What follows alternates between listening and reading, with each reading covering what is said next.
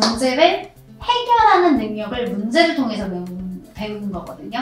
근데 우리 부모의 마음은 아이가 문제가 없길 바라는 거죠. 그래서 중요한 건 아까 그 질문이었던 거예요. 이 문제에서 내가 아이한테 가르쳐야 할 게 뭔가? 아이는 뭘 배워야 하나?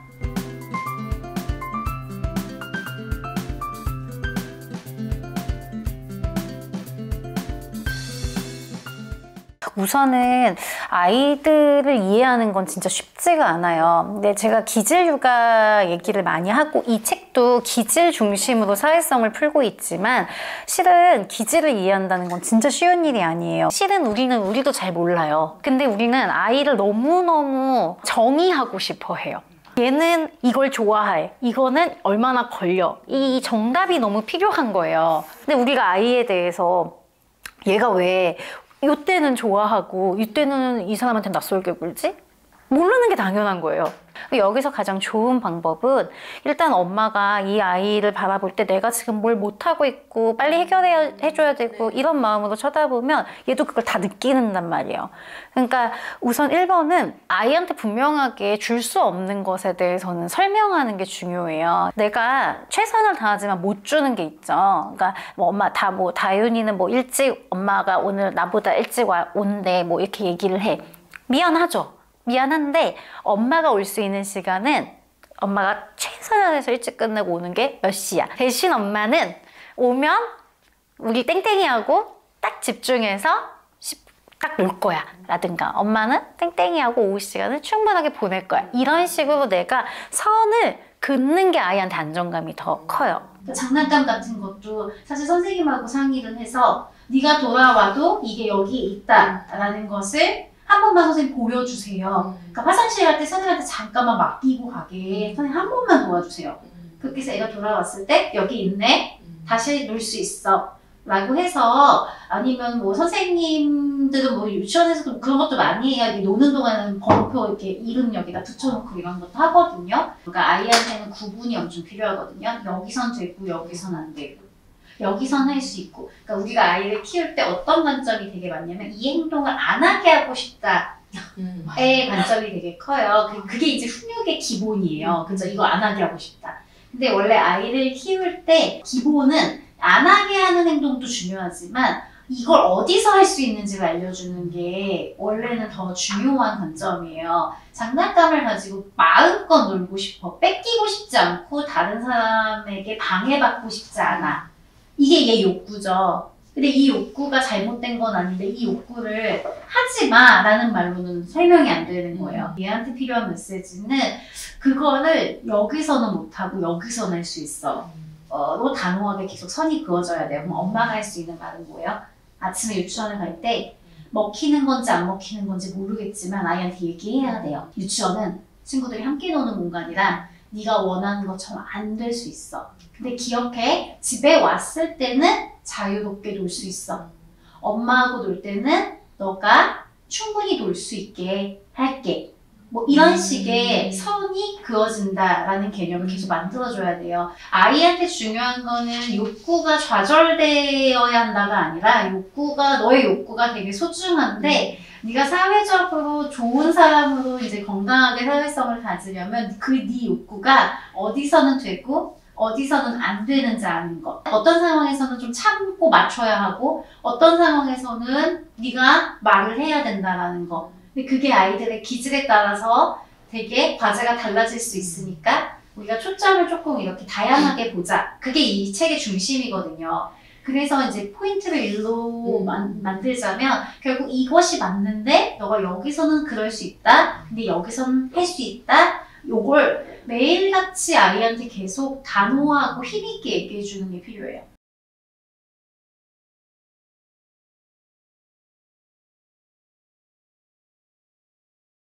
얘기하시다가 그 부분이 참 인상적이었어요. 얘가 이제 사회성을 발달시켜야 되는 부분에서 내가 준비를 시켜주지 못해서 얘가 이제 와서 이렇게 고군분투를 하나? 근데 그 말은 틀렸어요. 왜냐면 모든 아이들은 고군분투해요. 네. 사회성이 어느 날 하늘에서 뚝 떨어져가지고 생기거나 타고나기를 사회성을 갖고 태어난 아이는 없어요. 사회성이라는 건 아주 철저하게 만들어지는 영역이고, 근데 이 사회성이라는 것도 내 몸과 내 발달이 필요하다고 느낄 때 그것을 원해요. 좀 예시가 웃기지만 몸이 허하면 고기가 먹고 싶어지잖아요. 그러니까 그게 왜 내가 고기를 먹고 싶은 게 아니라 내 몸이 고기가 필요한 거예요. 내가 고기가 먹고 싶어진 거거든요. 내가 고기를 받아들일 상태가 됐으니 더 도움이 되죠. 그러니까 사회성도 자라다 보면은 아이들의 기질과 특성에 따라 이미 2살, 3살 때도 사람한테 막 치대는 걸 좋아하는 아이들이 있고 막 선 넘어요. 걔는 걔대로 욕구가 빨리 온 거고 뒤늦게 올 수도 있는 거예요. 근데 모든 애들이 이제 그 문턱을 넘으면서 사회성이 발달해요. 그래서 이 책에서도 앞에 사회성에 대한 오해에다가 시간을 되게 많이 쏟아서 글을 쓴 게, 많은 부모님들이 사회성은 그냥 가만히 두면은 생기는 거다라고 생각하는 것도 잘못된 거지만, 아이의 어떤 모습만 보고 사회성이 부족하다라고 느끼는 것도 실은 잘못된 생각 중에 하나인 거죠. 내 기준 사회성은 인싸력 이런 거라고 생각하는 거죠.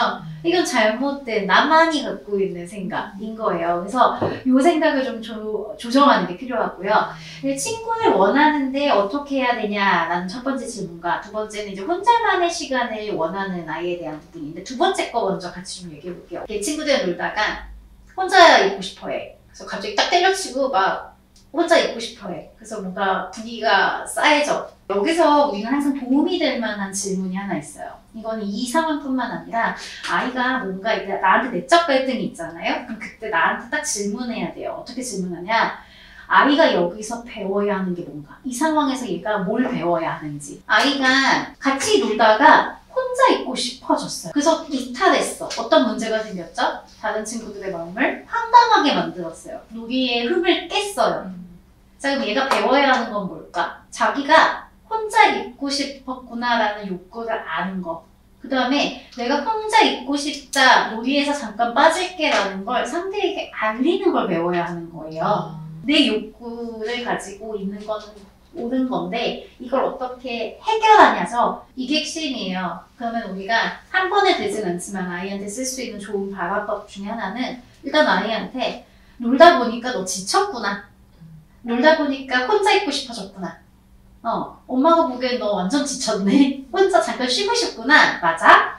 이렇게 아이가 그러면 낫다고 할 거야, 아마. 그러면 이제 아이한테, 맞아, 네가 혼자 있고 싶은 거 자체가 잘못된 건 아닌데 너가 나오면 어떻게 되지?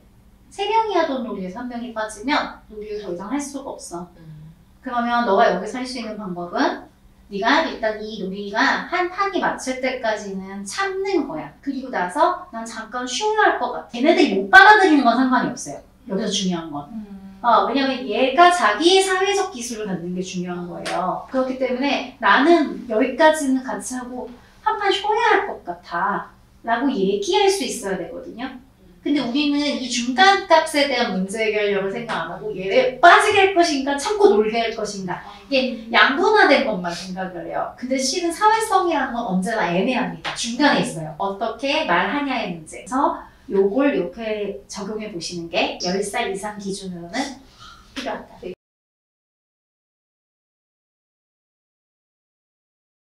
첫째 아이는 그게 편해 보이거든요. 제가 좀 얘기를 들을 때는. 그러면 얘한테 가장 적절한 방법 중에 하나는, 아까 우리 그 얘기했죠. 얘가 뭘 배워야 할까?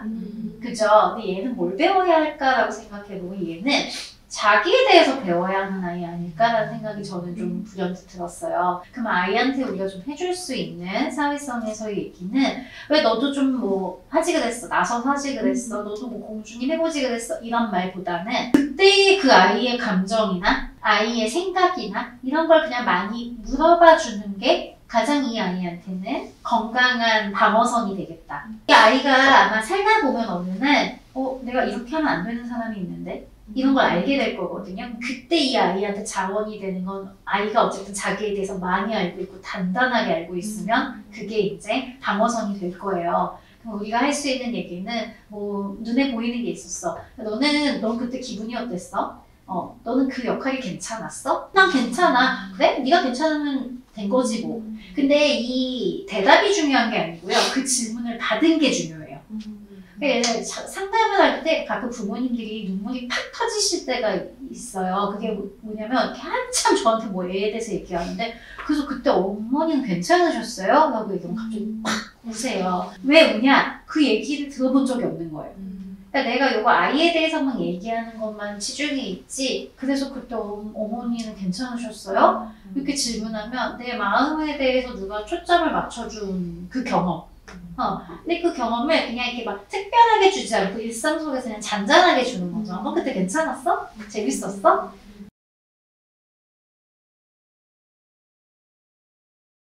자 그러면 젤리 자체는 뭐 좋은 키워드일 수 있어요. 그죠? 자원이에요. 내가 갖고 있는 무기. 여기서 같이 적용할 수 있는 게 뭐냐면 이런 아이들뿐만 아니라 아이들한테는 내가 선택했다는 개념이 되게 중요해요. 사회성에 있어서는 내가 그것을 선택했다. 이게 되게 중요해요. 그러면 봐봐요. 청소를 하면 젤리를 줄게 라고 말할 수 있죠. 이 말을 좀 바꿔서 얘기해보는 방법이 있어요. 네가 청소를 하잖아? 그럼 네가 젤리를 먹는 걸 선택한 거야. 근데 네가 청소를 하지 않잖아? 그럼 넌 젤리를 안 먹기로 선택한 거야. 어떤 걸 선택할래? 이거 되게 좋은 팁이에요. 저희 아이 같은 경우 이런 질문을 했어요. 그러면 이걸 하라는 얘기잖아. 이렇게 많이 나오거든요. 이제 머리가 커서. 아니, 그럼 진짜 선택할 수 있다니까? 근데 난 젤리를 먹고 싶다고 근데 이거 하기 싫다고 이렇게 해도 그러니까 치료실에서 4번, 5번을 반복해서 얘기해요. 아이가 그렇게 얘기해도 아니, 너는 선택할 수 있어. 진짜로. 네가 하면은 젤리 먹는 걸 선택하는 거고 네가 못하면 젤리 안 먹기로 선택하는 거야. 넌 진짜 선택할 수 있어. 젤리를 안 먹는 걸. 이라고 얘기하는 거야. 네가 먹고 싶다면 먹는 선택을 해야 해. 이건 사실은 오히려 머리가 커서라고 얘기했는데 어린애들보다 큰 애들한테 더 잘 익혀요. 공부 같은 습관도 너가 이거를 하면 끝나고 너가 만들 게임하는 걸 선택하는 거야. 근데 네가 이거 안 하잖아? 그럼 게임 안 하는 걸 선택한 거지. 네가 젤리로 회유하던 걸 이제 좀 전략적 고급스럽게 약간 변형을 시키자면 젤리를 줄게 보다는 네가 청소를 하면 너가 젤리를 먹는 걸 선택한 거야. 특히 이 선택이란 단어를 자주 쓰면 주체성이 생겨요. 내가 이 결과를 선택했고 내가 책임져야 된다. 근데 이게 사회성에서 핵심이거든요, 사실. 결국 이 선택권이 너에게 있다는 걸 알려주고 그래서 얘가 만약에 나한테 청소하기 싫어하고 해서 안 했어. 그렇구나. 너는 그때 한번 꼭 짚어줘야 돼요. 그렇구나. 넌 청소를 안 하고 젤리도 안 먹기로 선택했구나. 그런 다음에 이제 젤리 해줘 이러면은 너가 젤리를 안 먹기로 선택한 거야. 라고 얘기를 할 수 있는 이제 빌미가 생겨요. 여기서 중요한 건 다음날 되면 다시 리셋 해주셔야 돼요. 새로운 new day. 네, 그래서 이제 다음날 되면 다시 선택할 수 있는 권한이 가는 거.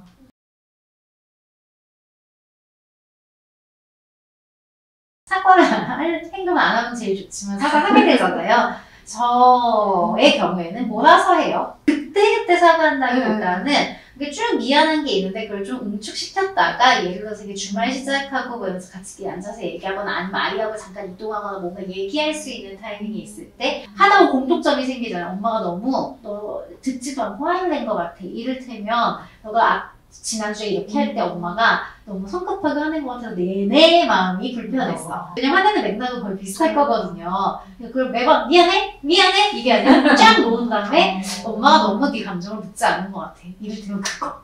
밤이 지나기 전에 뭔가 씻어줘야 될 것 같은데. 안 씻어져. 그래요?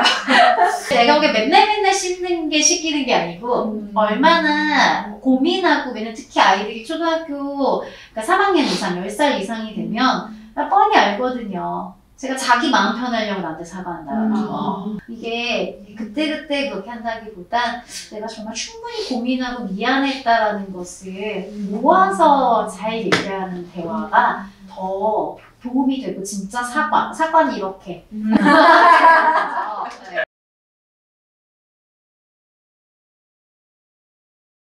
일단은 우리는 아이에 대해서 잘 모르죠. 근데 더 문제가 뭐냐면 애도 지 자신에 대해서 모르는 거예요. 이게 어느 날 갑자기 나를 알게 되는 게 아니라 나에 대해서 많이 질문을 받고 나에 대한 이야기를 많이 들은 아이들이 자아정체감을 잘 발달시킬 가능성이 되게 높죠. 이건 아이한테 낙인을 붙이거나 태깅하라는 얘기가 아니고 아까 얘기한 것처럼 너는 어떻게 느꼈어? 너는 그게 괜찮았니? 이런 식의 질문들이 굉장히 필요하다는 얘기예요. 그러니까 부모가 엄마가 아이한테 할 수 있는 역할 중에 하나가 뭐냐면 메타인지를 대신 사용해주는 역할을 초반에 감당해주는 게 되게 중요해요. 너는 이런 종류의 운동을 좀 더 좋아하는 것 같은데 맞을까? 그러니까 엄마가 보니까 멈추고 같이 하지만 너무 많이 몸이 부딪히는 걸 싫어하는 것 같아. 그런 식이면 얘가 진짜인가? 라고 생각해보게 되거든요. 그러면 아이가 이제 불편해해. 이게 내 생각이잖아요. 아이한테도 얘기해줄 필요가 있어요. 땡땡아, 너는 너의 마음을, 자존심을 상하게 하는 사람들한테 화가 많이 주고나는 것 같아. 너는 옆에서 땡땡이처럼 그렇게 깐족거리면 기분이 확 상하나 봐. 내가 어떤 사람들로 인해서 내가 잘못된 행동을 하게 되는지, 내 감정 조절에 실패하는지, 이런 정보를 우리가 메타적으로 계속 아이한테 주는 것도 이 아이가 뇌가 성숙해지기 전까지 우리가 해줄 수 있는 되게 중요한 부모의 역할 중에 하나예요. 이 상황에서 아이의 편을 들어주면 마치 이 폭력을 정당화하는 것처럼 느껴지기 때문에 혼란스러울 수 있는데요. 아니, 아이의 편이 들어주면서도 폭행은 나쁘다라고 얘기하는 방법은 굉장히 많아요. 아이한테 물어보는 게 가장 좋아요. 넌 지금 이 상황이 너한테 어떻게 느껴지니? 대답을 잘 못하더라도 자꾸 물어봐줘야 돼요. 너는 그 친구한테 어떤 마음이야? 아이가 얘기할 수 있어야 돼. 너무 억울해, 엄마. 우리가 듣기 좀 불편한 얘기여도 아이가 이런 얘기를 할 수 있어야 마음이 우울감이 없어요. 아이한테 얘기해서 그래 맞아, 내가 네 입장이어도 그렇게 옆에서 깐족거렸으면 너무 화가 났을 것 같아. 근데 결국에 우리가 때렸기 때문에 이런 상황이 생긴 거라 이걸 행동으로 옮기지 않는 게 너무 중요했던 거야. 근데 엄마는 네 마음 알겠고 근데 때린 건 잘못이고 하지만 너의 억울함은 엄마가, 아빠가 속상한 마음은 알아줄게. 근데 이런 일이 생기지 않으려면 어떻게 해야 되는지 보자. 이렇게 구분해서 이야기해 줄 수가 있다는 거예요. 이거는 저의 개인적인 생각이라 좀 조심스럽게 권하는데 저는 아이들이 어떤 문제가 생겼을 때 거기에 대처하는 것도 부모의 능력이지만 아이가 갖고 있는 어떤 특성들이 문제가 되지 않게끔 도와주는 게 더 좋은 기능 중에 하나라고 생각해요. 이를테면 아이가 공부를 너무 잘해요. 그래서 얘가 공부를 잘하고 호기심이 많아, 지적 호기심이. 근데 얘를 지적 자극을 전혀 줄 수 없는 상황에서 키우고 있어. 그러면 이 부모한테 뭐라고 얘기하겠어요? 이 아이한테 더 좋은 환경으로 가세요 라고 얘기하겠죠. 공부 빡세게 시키는 동네로 가세요. 왜냐면 이 아이가 갖고 있는 모습이 어디에 가면 좀 덜 문제가 될까를 생각해주는 것도 부모의 몫이라고는 개인적으로 생각해요. 왜냐면 저는 사실은 그렇게 깐족거리는 아이가 얘를 지속적으로 한다면 그걸 먼저 선제적으로 막아보는 것도 방법이긴 하거든요. 그러니까 예를 들어서 그 애가 너무 힘들면 학원 얘기하면서 반을 살짝 바꾸기도 하고요. 왜냐면 이게 본질적인 너의 문제를 방해하면 널 너무 화나게 왜 이 학원 왜 보냈어요? 공부시키려고 했잖아. 그러한 환경, 조건들을 조금 더 살펴주는 거. 사회적으로 문제가 일어나지 않았으면 좋겠다라는 얘기를 마지막에 하신 게 저한테 좀 인상적이었는데 저는 그래서 반문하고 싶은 거예요. 아이가 사회적으로만 문제가 없으면 되는 걸까요? 아이가 내적으로 행복하지 않은 거는 괜찮을까? 아이가 가끔 폭발하고 이런 것들이 문제처럼 더 도드라지지만 저는 오히려 자꾸 얘기를 듣는데 얘가 마음이 어떻지? 막 이런 생각이 드는 거예요. 얘가 지금 그 억울한 마음이 다 해결이 됐나? 그 다음에 얘는 왜 간섭할 때 자존심 상하고 기분이 나빠질까? 그때 무슨 생각이 드는 걸까? 자기 무시한다고 생각이 드나? 그럼 왜 무시가 아닌데 무시한다고 생각이 들지? 그럼 얘가 뭔가 자기에 대한 지금 약간 뭔가 구겨져 있는 거거든요. 상담으로 해결할 수도 있고 혹은 아이가 조금 행복할 만한 요소가 얘 일상 가운데 있나?